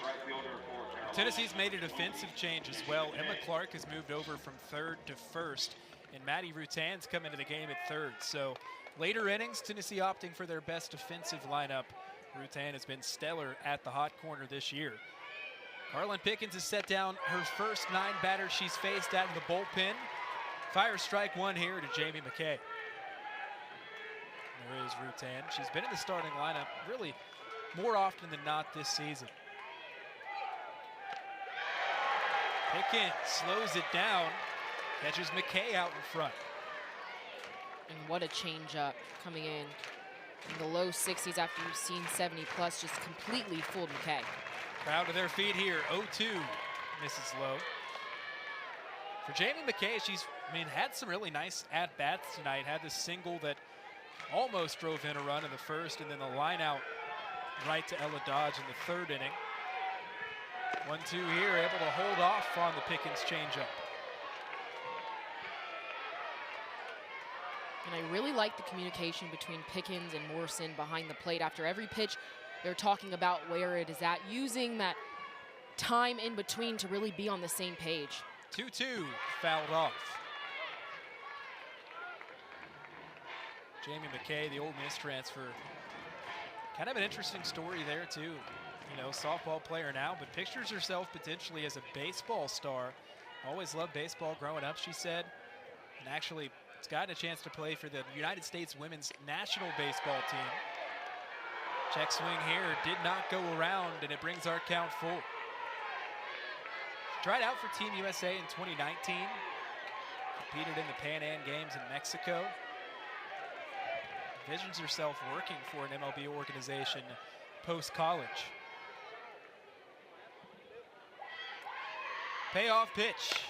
Ground ball, it's off the glove of Pickens. Faw has it at short, and off the redirect to throw to first in time.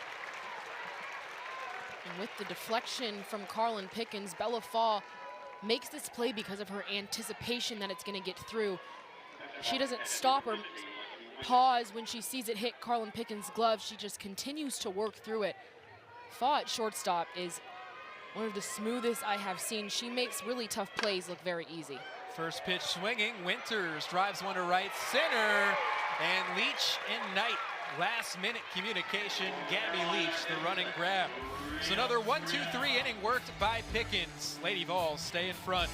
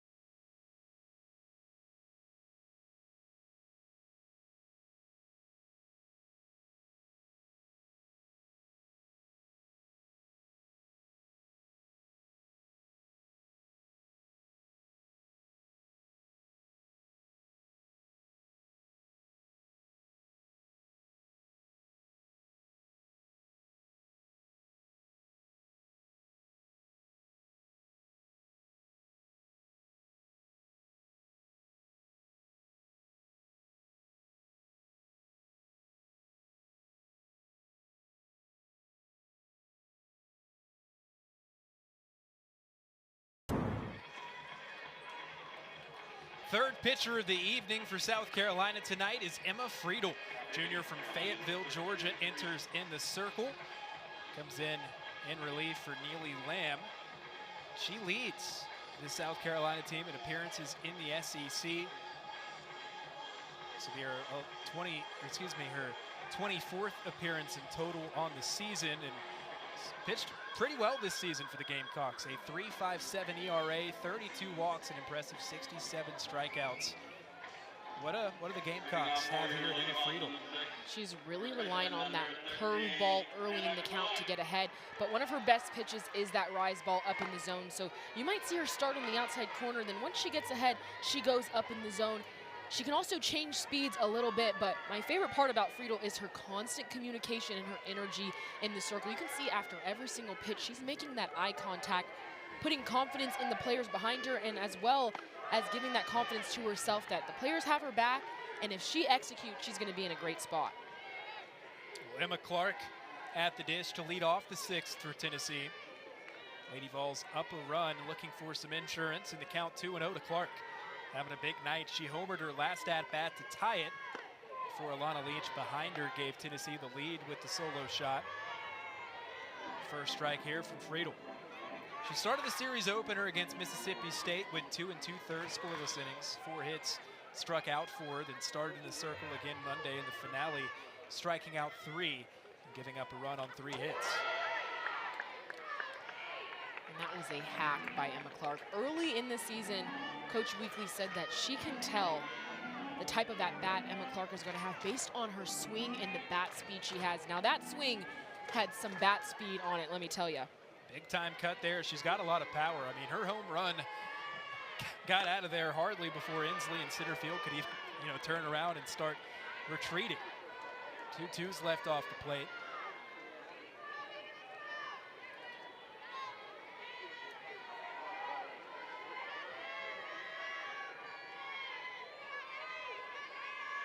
Payoff pitch home, fouled off. Mentioned that home run. You go back to her last time through, just mashed this ball to center field. And she just punished the mistake pitch, and that was something Tennessee didn't do against Ole Miss last weekend, as when they got that mistake over the plate, sometimes they were letting it go, and Emma Clark led the way last weekend of hitting the ball hard, and then again tonight with that home run. Another payoff pitch, grounded the other way on a hop. Rohde has it at first, steps on the bag, there's one down. And Rohde just sticking with that outside corner against Clark in that 3-2 count, forcing Clark to just stick her bat out there. It has some great spin moving away from the right-handed batters.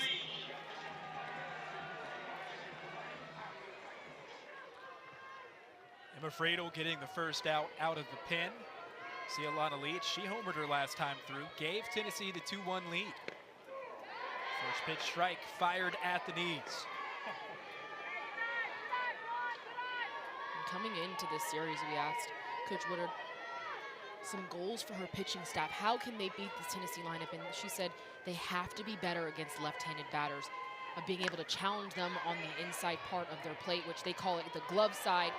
So especially for Friedel, that curveball going into Alana Leach, she has to trust it and spot it for a strike as well. With the South Carolina team, pitching has been their strength, top 30 in the country in ERA. And really, they've played a really tough schedule, based on current opponent win percentage. Gamecocks have faced the second toughest schedule in the nation. Opponents have a combined win percentage of .685, second behind just Arkansas. Razorbacks opponents .695 win percentage.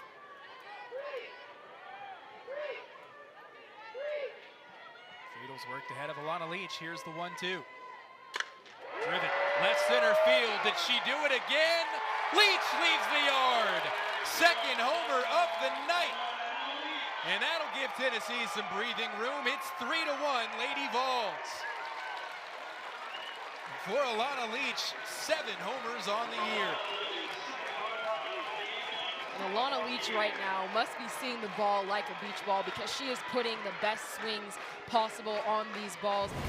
It starts with the pitch that she's getting, and that's up in the zone. This one, a ball, maybe a ball and a half off the plate, but because she lets the ball travel deeper in the zone, you see the contact point, she hits it while it's inside of that front foot.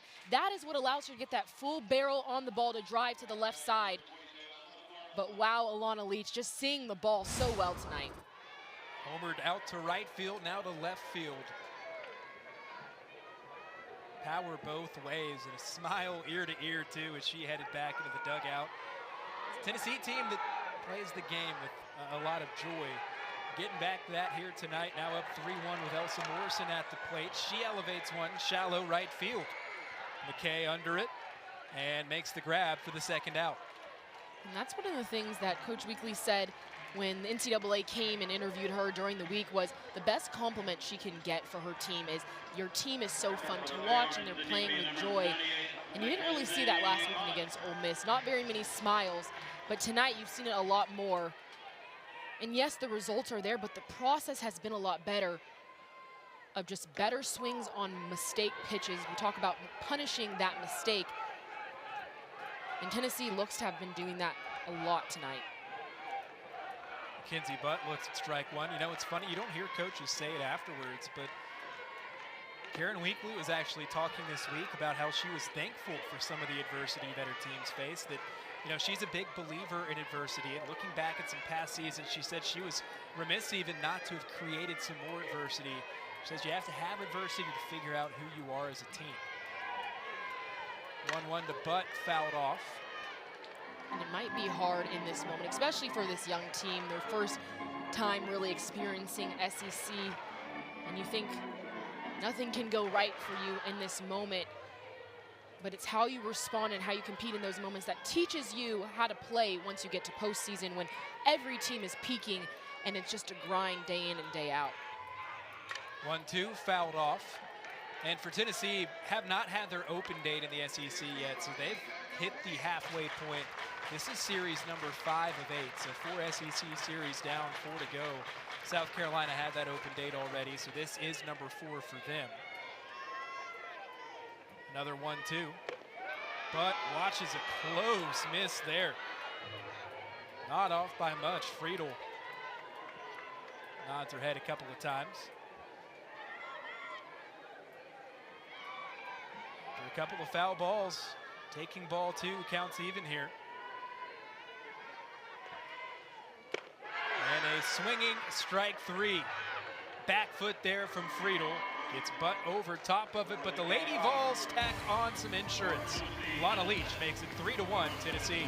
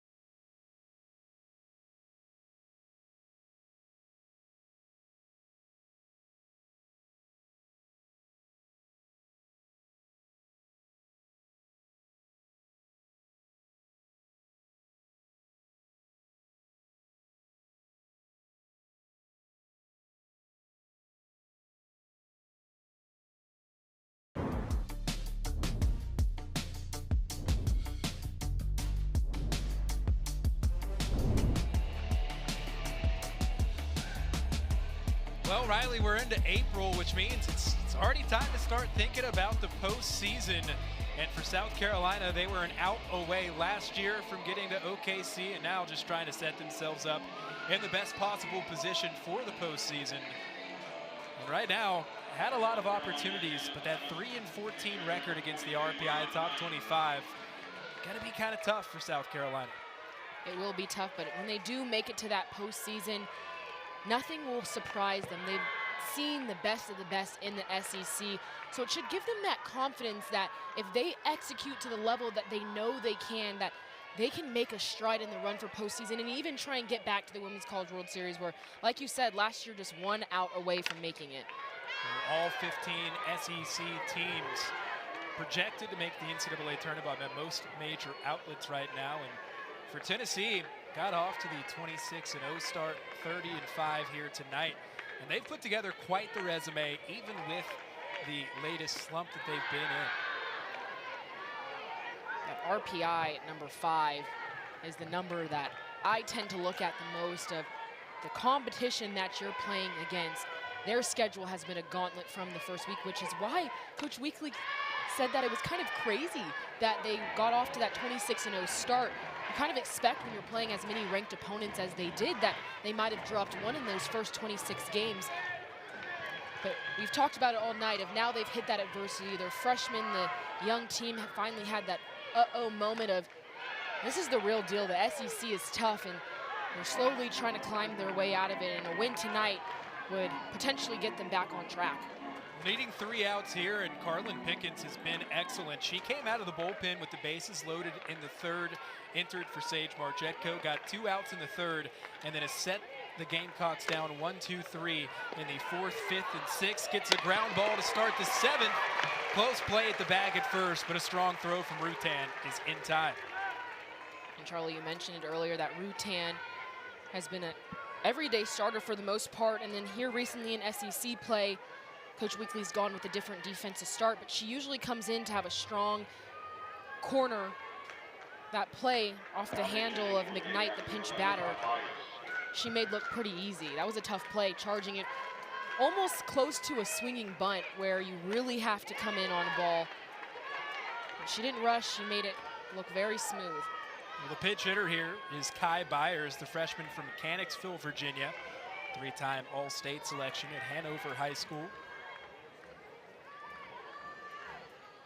So a couple of pinch hitters here for South Carolina. And the 0-1 left inside. And kind of an interesting decision by Coach Woodard to put these pinch batters in against Carlin Pickens late in the game that haven't swung a bat since warm-ups. So they're coming off cold and then they're having to face 70 plus in a moment where you have to be that pass the bat mentality you know where you can't beat her with the home run right now with no one on. You want to continue to pass it and have good at-bats. Pinch hitting for the 8-hole here. The count 1-2. Swing and a miss. Strike 3. Another K for Pickens. That's number 4. And she's retired 13 in a row. One of Pickens' best pitches, that hard and down on the outside corner. This one tailing away from the batter, Byers, and you can see that when she starts her swing, the ball has already entered the zone, so just late on the 70 plus from Pickens. South Carolina down their last out. It's Alyssa Hovermail at the dish. 0 for 2 today. She looks at strike 1. And Riley, this looks like the Carlin Pickens that we've become used to seeing over the last couple of years, too. She missed 11 days after suffering an injury against Belmont. But this is the most dominant she's looked since her return, now working 0-2 against Hovermail. Tennessee a strike away. Pickens home. Couldn't get the chase. Raised the eye level there. Lady Vols, since the start of 2023, 22-6 in SEC openers. Pickens been a big part of that number. 1-2. Oh, that hurts. Ran in and got a piece of the inside leg of Hovermail. But for South Carolina, that will bring the potential tying run to the plate. Hovermail trying to tough it out down the first base line. When we take a look, it looked like to me it got a bit of her knee, and that's one of the hardest places to be hit. It doesn't have as much muscle on it, and it's just kind of straight bone. And I've been hit there before, and it makes it feel like you cannot walk. So if Havermill stays on base, or it looks like they're going to go to a pinch runner, I was going to be surprised if she stayed on the base because your whole leg feels dead.